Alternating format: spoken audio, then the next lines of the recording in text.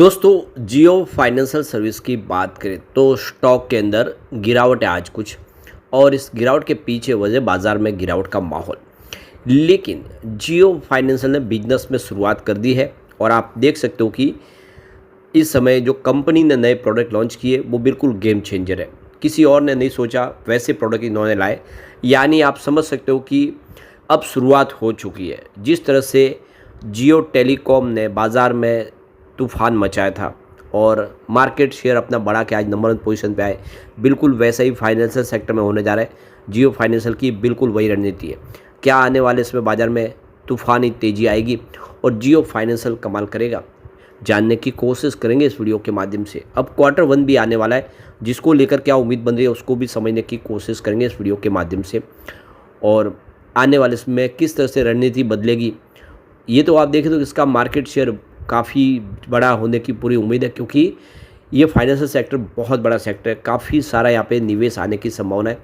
ऐसे में black rock की पार्टनरशिप के साथ कंपनी कुछ बड़ा करने को तैयार है और रेगुलेटरी अप्रूवल भी लगातार मिल रहे हैं। ऐसे में आगे की क्या रणनीति बनेगी उसको जानेंगे इस वीडियो के माध्यम से।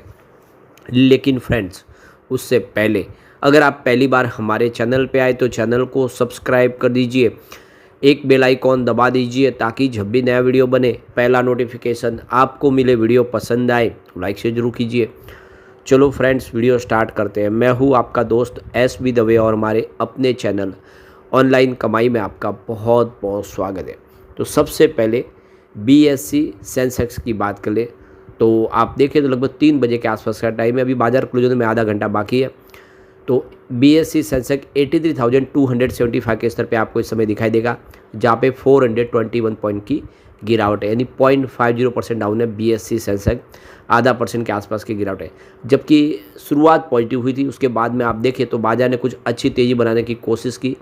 इंट्राडे में 83,900 को क्रॉस किया, लग रहा था कि 84,000 फिर से होगा, लेकिन ऐसा हुआ नहीं। गिरावट बढ़ गई है, कल भी गिरावट हुई, आज भी हुई, यानी ऊपर के लेवल से बिल्कुल यहाँ पे प्रॉफिट बुकिंग आ रही है, क्योंकि काफ़ी अच्छी तेज़ी बनी पिछले दिनों। अब यहाँ पे दबाव की स्थिति बनी है, लेकिन जल्दी बाजार नया हाई बना सकता है, ऐसी संभावना बन रही है। जो 86,000 का पुराना है उसको तोड़ सकता है। निफ्टी फाइनेंशियल सर्विस में यहाँ पे गिरावट थोड़ी ज़्यादा है, तो 26,810 के स्तर पे आप देख सकते हो कि 313 पॉइंट की गिरावट है, यानी 1.16% डाउन है निफ्टी फाइनेंशियल सर्विस। और ऐसे में जियो फाइनेंशियल में भी हल्की सी गिरावट देखने को मिल रही है। तो ये देख सकते हो कि इस समय 326 के आसपास स्टॉक ट्रेड करता हुआ दिखाई देगा, जहाँ पे 0.83% की गिरावट है। वैसे आप देख सकते हो कि यहाँ पे शुरुआत हल्की सी तेज़ी के साथ हुई थी 330 के आसपास, लेकिन तेज़ी बनी पाई क्योंकि बाजार ने साथ नहीं दिया। अब जो बड़ी अपडेट निकल के आ रही है कि देश की सबसे बड़ी कंपनी रिलायंस की फाइनेंशियल विंग जियो फाइनेंशियल सर्विस और दुनिया की सबसे बड़ी asset management firm black rock ने मिलकर भारतीय म्यूचुअल फंड इंडस्ट्रीज में एंट्री कर ली है। यह पार्टनरशिप के तहत जियो ब्लैक रॉक ने म्यूचुअल फंड इंडस्ट्री में अपने कदम रखते हुए 3 नए डेट फंड लॉन्च कर दिए हैं, तो जो खास तौर पर कम जोखिम और शॉर्ट टर्म निवेश के लिए होते हैं। अब सवाल उठता है कि ये डेट फंड क्या होता है और जियो ब्लैक रॉक ने इसकी शुरुआत से ही क्यों की, तो उसके बारे में हमें जानना चाहिए। तो डेट फंड एक तरह का म्यूचुअल फंड होता है जो आपका पैसा सरकारी bond, corporate debt, treasury bills और अन्य फिक्स इनकम इंस्ट्रूमेंट में निवेश करता है। यानी ये फंड उन जगहों पर निवेश करते हैं जहाँ पर आपको ब्याज जो है तय ब्याज मिलता है, यानी आपको वहाँ पे रिटर्न लगभग एक जैसा होगा। डेट फंड कई प्रकार के होते हैं, जिनमें liquid fund, short term debt fund, mid term debt fund, long term debt fund, gilt fund, credit risk fund और short duration fund, income fund शामिल है।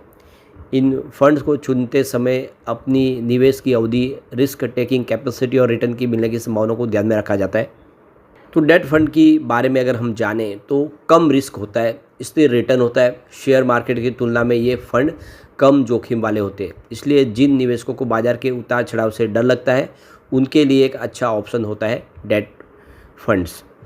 FD से बेहतर रिटर्न मिलता है। आमतौर पर डेट फंड्स बैंक FD से थोड़ा बेहतर रिटर्न दे सकते हैं, खासकर टैक्स के बाद। इसके अलावा लिक्विड फंड वेरिएंट, जो जियो ब्लैक रॉक ने जो डेट फंड लॉन्च किया उसमें एक लिक्विड फंड है, जिसमें आपको कुछ ही दिनों के लिए पैसे लगाकर भी रिटर्न आप ले सकते हैं। यह शॉर्ट टर्म निवेश के लिए बहुत अच्छा और पॉपुलर फंड है।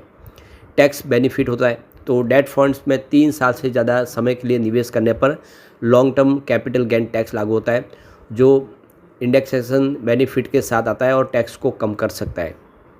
तो जियो ब्लैक रॉक ने डेट फंड से ही शुरुआत क्यों की? तो इसके पीछे सबसे बड़ा रीज़न है सेफ्टी। सेफ्टी एंट्री है। म्यूचुअल फंड इंडस्ट्री में पहली बार कदम रखने पर कंपनियां आमतौर पर कम जोखिम वाले प्रोडक्ट से शुरुआत करती है ताकि निवेशकों को अच्छा भरोसा वो दिला सके। तो ये बिल्कुल सही शुरुआत है। बड़ी कस्टमर संख्या भी है। भारत में करोड़ों निवेशक ऐसे हैं जो बैंक में एफडी जैसे प्रोडक्ट से कुछ बेहतर और फ्लेक्सिबल ऑप्शन की तलाश में रहते हैं। ऐसे में लिक्विड डेट फंड एक परफेक्ट टारगेट है। इसके अलावा फंड मैनेजर का अनुभव दिखाने का मौका मिल जाता है। डेट फंड में रिटर्न स्थिर होते हैं, जिससे जियो ब्लैक रॉक को अपने एसेट मैनेजमेंट कौशल को साबित करने का मौका मिलता है। तो ये सारे वजह से यहाँ पे कंपनी ने शुरुआत नहीं की है डेट फंड से। और आप देख सकते हो कि बाज़ार में ये आने वाले समय इसी तरह से कुछ और चौंकाने वाले प्रोडक्ट लॉन्च कर सकते हैं, जिससे कस्टमर उनकी तरफ आए और नए कस्टमर भी जुड़े। अब आप देख सकते हो कि कंपनी अपना जो पेमेंट बैंक का बिजनेस है उसमें भी लगातार पूंजी लगा रहे हैं, उसको भी तेज़ी से बढ़ा रहे। तो अब आप देखें 190 करोड़ की उन्होंने पूंजी और डाल दी है। इसके अलावा जो एसबीआई के पास से हिस्सेदारी वो भी खरीद ली है, 100% अपनी कंपनी बना ली है सब्सिडीज। और आप देख सकते हो कि वित्त वर्ष 2026 की शुरुआत में कंपनी ने सिक्योरिटी के बदले 10 मिनट में लोन देने की सुविधा भी शुरू कर दी है। तो अब आपको तुरंत लोन मिल जाता है। आपकी किसी भी सिक्योरिटी के बदले आप लोन ले सकते हो और वो भी लोन करोड़ों की संख्या में आप अमाउंट में ले सकते हो। तो बिल्कुल ये गेम चेंजर बिजनेस है और आप देख सकते हो कि आने वाले समय इससे कंपनी का बिजनेस और तेज़ी से ग्रो करेगा। और आप देख सकते हो कि कंपनी गोल्ड लोन भी आपको प्रोवाइड करती है। ये सारी बातें साबित कर रही है कि आने वाले समय जियो फाइनेंशियल बड़ा धमाका करने को तैयार है। अब हमारे सामने क्वार्टर 1 आने वाला है। एक बार हम यहाँ पे पिछले 2 क्वार्टर की बात करें, कैसा प्रदर्शन रहा है। तो सबसे पहले अगर हम बात करें मार्च 2025 की, जो टोटल इनकम थी 518.36 करोड़ के आसपास थी, जबकि दिसंबर क्वार्टर में 448 करोड़ के आसपास थी। यानी दिसंबर क्वार्टर के मुकाबले देखें तो मार्च क्वार्टर में इनकम बढ़ी है। टीआई ग्रोथ की बात करें तो 15.48% मार्च क्वार्टर में, जबकि दिसंबर में 35.30% डाउन था। टोटल खर्च की बात करें 161 करोड़ का खर्च बताया मार्च 2025 में, जबकि दिसंबर में 130 करोड़ के आसपास का खर्च हुआ था। यानी खर्च बढ़ा है, लगभग डबल हुआ है। अब बात करें टीई ग्रोथ की, तो यहाँ पे देख सकते हो कि 23.14% अप था मार्च क्वार्टर में, जबकि दिसंबर में 10.49% डाउन था। एबिटाडा की बात करो 357 करोड़ के आसपास बता मार्च क्वार्टर में, जबकि दिसंबर में 318 करोड़ के आसपास था। एबिटाडा बढ़ा है। एबिटाडा ग्रोथ की बात करो तो 12.32% अप रहा मार्च क्वार्टर में, जबकि दिसंबर क्वार्टर में देखें तो 41.92% डाउन था। पैट की बात करें प्रॉफिट आफ्टर टैक्स तो 316 करोड़ का बताया मार्च क्वार्टर में, जबकि दिसंबर क्वार्टर में 294 करोड़ के आसपास था। यानी प्रॉफिट भी बढ़ा है, रिवेन्यू भी बढ़ा है। अब पीएटी ग्रोथ की बात करें तो 7.24% अप था मार्च क्वार्टर में, जबकि दिसंबर में आप देखें तो 57.22% डाउन था। एबिटाडा मार्जिन की बात करें तो 68.94% बताया है मार्च क्वार्टर में, जबकि दिसंबर क्वार्टर में ये 70.87% के आसपास था।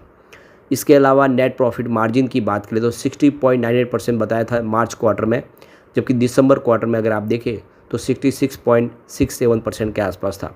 इसके अलावा बात करें बेसिक ईपीएस की तो 0.50 रुपीज़ बता दिया था इस मार्च क्वार्टर में, जबकि दिसंबर क्वार्टर में ये 0.46 रुपीज़ के आसपास था। ओवरऑल अगर आप देखेंगे तो रिजल्ट अच्छा रहा है दिसंबर के मुकाबले। मार्च में कंपनी का इनकम भी बढ़ी है, कंपनी का प्रॉफिट बढ़ा है, एबिटाडा मार्जिन बढ़ा है और ईपीएस में वृद्धि हुई है। ये इशारा है कि आने वाले समय जियो फाइनेंशियल बेहतर कर सकता है। क्वार्टर 1 काफ़ी अच्छा हो सकता है। लेकिन फ्रेंड्स, कोई भी इन्वेस्टमेंट करने से पहले अपने फाइनेंशियल एडवाइज़र से एडवाइस ले ले या अपना खुद का रिसर्च करें, क्योंकि मैंने वीडियो आपके एजुकेशनल पर्पज़ के लिए ही बनाया। वीडियो पसंद आए तो लाइक से जरूर कीजिए और चैनल को सब्सक्राइब कर दीजिए। Thank you friends.